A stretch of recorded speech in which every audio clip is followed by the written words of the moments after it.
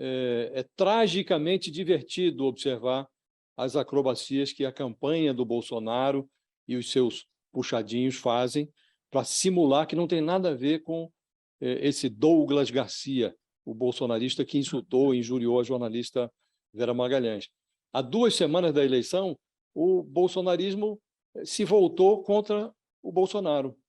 Então, imaginava-se que a autofagia fosse uma doença da esquerda, mas a fome com que o Eduardo Bolsonaro veio à boca do palco para mastigar o agressor da jornalista revela que o bolsonarismo também possui ali a sua vertente canibal. Até ontem, esse Douglas Garcia era um braço do arcaísmo tosco da família Bolsonaro em São Paulo, amiguinho do Eduardo Bolsonaro. Agora, nas palavras do Eduardo Bolsonaro, o 03, esse personagem, até ontem aliado, busca os holofotes, a autopromoção, sem se dar conta de que traz prejuízos a todo um grupo político.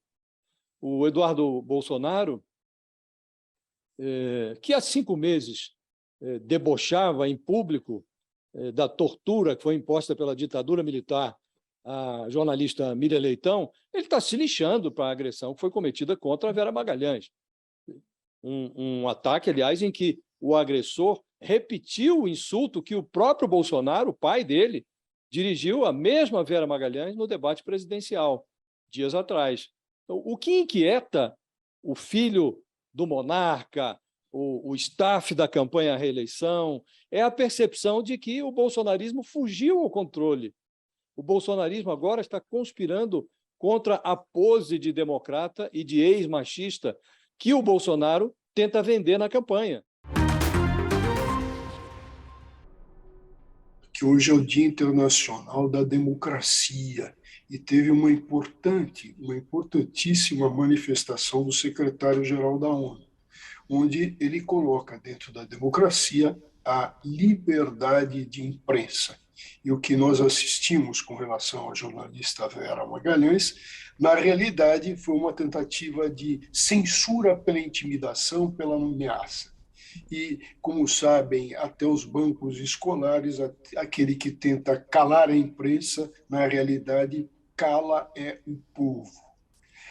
Desse episódio, Fabíola, Josias, eu faço uma separação. Primeiro, a parte criminal. Na parte criminal que nós assistimos o que está tipificado, atenção, tipificado como crime, a ameaça e crimes contra a honra, em especial a honra subjetiva, a dignidade e o decoro. Aliás, decoro que não teve o deputado. Então, nós estamos no campo criminal, nós temos também a manifestação do ministro Alexandre de Moraes dentro do campo agora criminal eleitoral, onde ele manda a procuradoria, ele provoca a procuradoria, que, aliás, é muito interessante, ele provoca uma coisa que já teria que ser feito de ofício. A própria procuradoria deveria ter agido sem que o Alexandre de Moraes precisasse provocar. Então, esse é um campo criminal. Eu pulo para o outro, agora no âmbito da Assembleia Legislativa, ele é um deputado estadual, essa falta de decoro, essa conduta indecorosa e covarde, evidentemente, pode gerar impeachment. E pulo para um terceiro degrau, que é o degrau do partido que tem o peculiar nome de republicano. E tem gente lá que não é nada republicana como esse tipo de deputado, né? Esse Douglas. Os republicanos, o princípio republicano básico é a igualdade. Agora, na sua análise, isso precisa ser investigado ou as imagens deixam claro? Quer dizer, ele cometeu realmente isso? Na sua opinião, ele deve ser cassado por causa disso?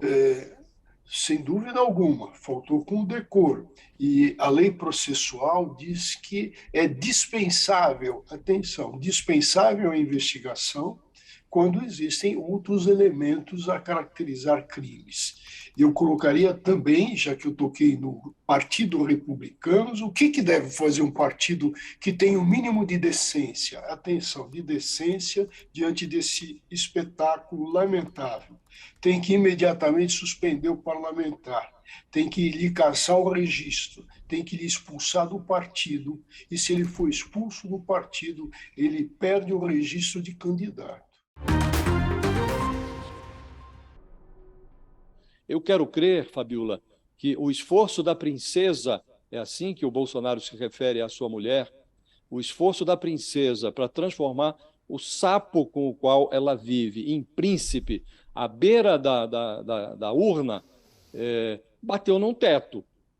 A Michelle teve um papel nessa eleição, ela conseguiu melhorar a posição do marido no eleitorado evangélico, mas quer me parecer que esse discurso está se tornando enfadonho e já não atrai o voto de mulheres que não sejam essas mulheres que já estão ali no cesto de votos do Bolsonaro. As mulheres que o bolsonarismo poderia capturar, essas acho que já foram capturadas. Então, o discurso da Michelle roda em torno de um eixo que já não produz resultados. E a realidade conspira contra a adesão de mulheres ao Bolsonaro. Porque o Bolsonaro, até agora, por exemplo, não disse uma palavra sobre a agressão que o deputado estadual bolsonarista praticou contra a jornalista Vera Magalhães. Já lá se vão 48 horas. E ele não tem como expressar solidariedade à jornalista, porque o deputado estadual, esse Douglas Garcia, ele usou a frase que o presidente já havia utilizado para se referir a Vera Magalhães. Então, ele não tem nem como dizer nada. E se você pega todo o histórico de frases do Bolsonaro, os ataques que ele fez contra jornalistas, sobretudo as jornalistas que vestem saia, a realidade conspira contra o esforço da Michelle. Essa falta de dados, essa falta de uma base de dados com relação a armas, isso está ligado à violência, evidentemente revela que a falta de uma política de segurança pública, de segurança das pessoas, de tranquilidade social. Vejam, quem usa armas? As armas são usadas especialmente pelos chamados bandidos, aqueles que querem roubar, assaltar, e as armas também representam violência na mão de pessoas que não têm equilíbrio e vão querer matar o outro. E não ter uma base de dados, não ter informações nas cidades, nos municípios, sobre a quantidade de armas em circulação ou dentro de casa, isso evidentemente mostra uma inexistência de um plano de segurança pública. Qual